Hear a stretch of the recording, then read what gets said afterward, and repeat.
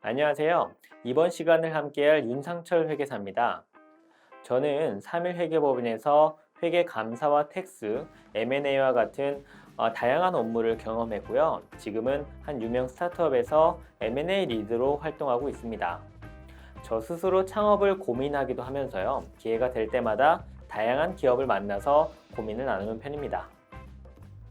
이 과정을 들으시는 여러분들과 저는 우리들 가까이의 많은 기업들에서 일어나고 있는 다양한 의사결정들을 살펴볼 거예요.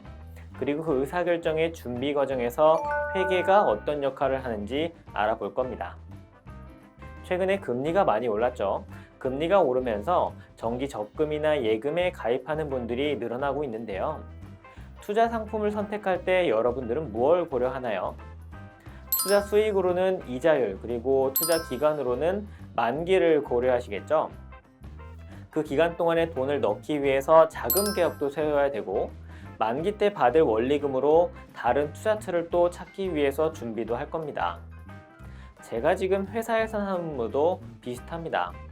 대부분의 스타트업은 투자를 유치하는 과정에서 언제까지 얼마의 가치로 IPO를 가기 위해서 이런저런 사업 지표를 달성해서 성장시켜 나가겠습니다 라고 하는 그 회사의 비전과 계획을 설명합니다. 이걸 믿고 투자하는 투자자는 우리가 마치 금융상품에 투자하는 것처럼 투자 기간과 수익률을 예상하면서 의사결정을 내리는 거죠. 이렇게 투자 유치에 성공한 회사는요, 투자자들에게 약속한 기업 가치를 달성하기 위해서 사업이 성장하고 있다는 걸 뒷받침하는 근거를 계속 주기적으로 제공합니다. 일반적인 성과 지표라든가 아니면 그 사업을 견인하는 특정 드라이버 같은 것들이 되겠죠. 결국 투자자와 경영자는 서로 공감할 수 있는 이런 지표를 통해서 사업이 어떻게 흘러가고 있는지, 지금 우리는 뭘 해야 하는지를 현황 파악하게 됩니다. 우리 중요한 지표들이 어떻게 만들어지는지 투자자와 경영자의 마음에 공감해 보면서 같이 공부해 볼 거예요. 여러분들은 그저 경영자와 투자자 입장에 대해서 생각해 보시기만 하면 되는 거죠. 우리 주변에 하루가 다르게 생겨나는 서비스들이 참 많아요. 그리고 그런 서비스들은 굉장히 혁신적인 아이디어와 기술들로 성장해 나가는 걸 볼 수 있습니다. 저와 함께 이러한 사업을 표현해주는 도구로서 회계가 어떻게 사용되는지 한번 알아보겠습니다. 자, 그럼 본격적으로 첫 시간을 한번 시작해 볼게요. 첫 시간에는 우리 주변에서 쉽게 볼 수 있는 스타트업 서비스들로 얘기를 한번 시작해 볼까 합니다. 자, 여기 익숙한 회사들이 보이시죠? 우리가 최근에 많이 이용하는 서비스들인데요. 여러분들 모두 이 중에 하나 이상은 한번 이용해 보셨을 것 같아요. 여기에 있는 서비스의 상당수는 주로 앱 기반의 플랫폼에서 많은 사용자들이 모여서 자기가 가진 재화나 서비스를 거래하고, 플랫폼에서는 이걸 중개하면서 수익을 창출하는 사업 모델을 가지고 있습니다. 여러분, 우리가 알다시피 이런 스타트업들은 서비스를 크게 확장하기 위해서 정말 피나는 노력을 기울이는데요. 그 중에서도 가장 집중하는 활동에는 어떤 게 있을까요? 이렇게 기업이 기울인 노력이 어디로 향하는지는 우리가 기업의 지출액으로 한번 가늠해 볼 수 있는데, 기업의 항목별 활동의 지출액이 바로 재무제표에서 비용으로 확인해 볼 수 있을 거예요. 비용이 회사의 모든 활동을 보여주는 건 아니지만 기업의 대부분의 활동은 비용이 지출되면서 수행되기 때문이죠. 제가 요새 많이 사용하고 있는 어떤 플랫폼 기업의 다트에 공시된 정보를 한번 가져와 봤는데요. 주로 지출하는 비용이 크게 4가지로 정리될 것 같아요. 금액이 큰 순서대로 한번 보면 우선 마케팅비와 인건비, 그리고 여러 가지 거래에서 발생하는 각종의 수수료 비용, 임차료 같은 항목들이 있죠. 재밌는 건 이 기업뿐만 아니라요, 제가 활동하고 있는 플랫폼 서비스도 그 비용의 종류나 구조가 굉장히 비슷합니다. 아마도 플랫폼 서비스는 인력과 그리고 웹 서비스를 위한 IT 수수료, 마케팅 활동이 거의 사업의 전부라고 볼 수 있기 때문인 것 같아요. 자, 근데 이렇게 손익 계산서를 자세히 보시면요, 아직까지도 이 수익 모델이 서비스를 유지하기 위한 비용 수준을 감당하기엔 좀 어렵다는 걸 확인해 볼 수 있어요. 영업에서 번 수익이 영업에서의 비용보다 적은 것을 보면요, 그래서 사업이 안정화될 때까지 계속적인 투자가 필요하겠죠. 실제로 이 회사는 지금까지 알려진 바로는 2천억이 넘는 투자를 유치했습니다. 그렇다면 그 많은 돈을 투자한 투자자들도 이제 사업에 큰 영향을 미치는 중요한 이해관계자가 되겠죠. 우리가 확인한 것처럼 대부분의 사업이 이렇게 흘러갑니다.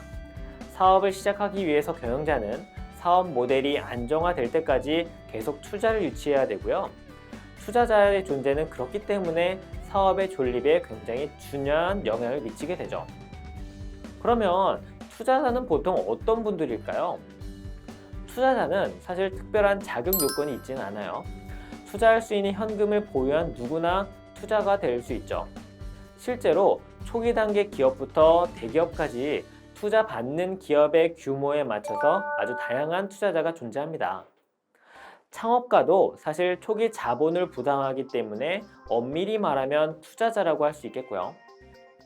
초기 단계의 기업에 투자하는 주요 투자자의 종류만 해도 지금 보시는 것처럼 굉장히 다양하게 구분될 수 있습니다. 그런데 사실 모든 투자자가 단지 돈을 투자하는 역할만 하는 건 아니에요.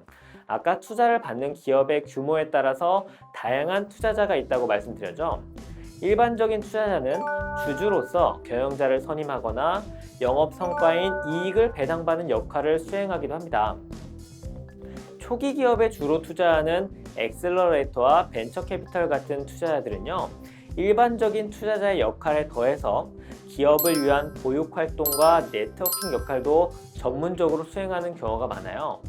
초기 단계 기업은 당연히 대기업에 비해서 규모도 작고 그만큼 인적, 물적 자원 모두가 부족하기 때문에 성장의 단계별로 필요한 자원을 계속 공급받아야 되거든요.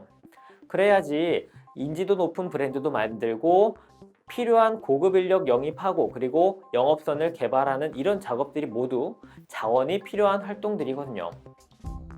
그래서 엑셀러레이터는 투자한 회사를 대상으로 교육이나 이런 적극적인 보육 활동을 수행하고요. VC와 AC 모두 필요한 인력을 소개해 주거나 그 회사에 필요한 사업 모델을 수행하는 기업을 매칭해주는 네트워킹 활동도 굉장히 많이 수행합니다. 실제로 혁신 사업을 수행하는 스타트업에서 제가 직접 보아온 엑셀러레이터나 벤처 캐피털의 역할은요, 방금 말씀드린 것보다 훨씬 더 직접적으로 경영자에게 의사결정에 도움이 되는 조언을 해주는 경우도 많았습니다. 그래서 스타트업에게는 좋은 투자자를 유치하는 것이 회사의 성장에 큰 영향을 미치는 요소가 되는 경우도 많아요. 우리가 아까 살펴봤던 유명한 스타트업들이요, 어디에서 투자를 받았는지 한번 살펴보시면 상당히 명망있고 높은 안목으로 좋은 기업에 대규모로 투자하는 곳들이라는 것도 확인할 수 있을 거예요. 특히나 글로벌 서비스를 준비하는 기업들은요, 해외에서의 활동에서 도움을 받을 수 있도록 해외의 유명 스타트업 투자 전문 펀드로부터 적극적으로 투자를 유치하고 싶어 합니다. 아까 보신 그 서비스도 국내 시장에서 많이 알려지면서요, 해외 진출을 시작했거든요. 그래서 최근에 투자를 유치할 때는 국내보다는 해외 투자사에서 더 많이 투자 유치한 거를 확인해 볼 수 있어요. 그래서 이런 해외 투자자들 중에는 우리에게도 많이 알려진 곳들도 있죠. 그리고 더 중요한 롤로서 좋은 투자자로부터 투자를 유치하면 이후의 투자 라운드에서도 보다 유리한 위치에서 더 좋은 조건으로 투자를 유치할 가능성이 높아져요. 그래서 스타트업에서는 투자를 유치할 때 표면적인 투자의 조건, 예를 들면 기업 가치나 투자 금액 이런 것보다도요, 투자자들의 다양한 장점을 살펴보아 가면서 투자자들을 유치하기도 합니다. 이번 시간에 우리는 사업에는 자금이 필요하고 이런 자금을 투자하는 투자사의 존재가 기업에게 얼마나 중요한지를 좀 살펴봤어요. 모든 기업의 경영자는 사업의 안정과 확장을 위해서 계속 투자금을 확보할 필요가 있고요. 지속적인 투자의 유치는 그렇기 때문에 사업의 운영만큼이나 중요한 사항이라는 것을 기억해 주시면 좋을 것 같아요. 앞으로 우리가 배울 회계도 결국은 사업에서 필요한 정보를 이런 투자자와 같은 중요한 이해관계자들에게 어떻게 제공할지를 고민하면서 만들어졌다는 것도 한번 생각해 볼 필요가 있습니다. 그렇기 때문에 회계는 우리 주변에서 매일같이 일어나는 살아있는 기술이기도 하고요. 투자자와 경영자들의 입장에서는 너무나 당연하고 중요한 소통의 수단이 되는 거예요.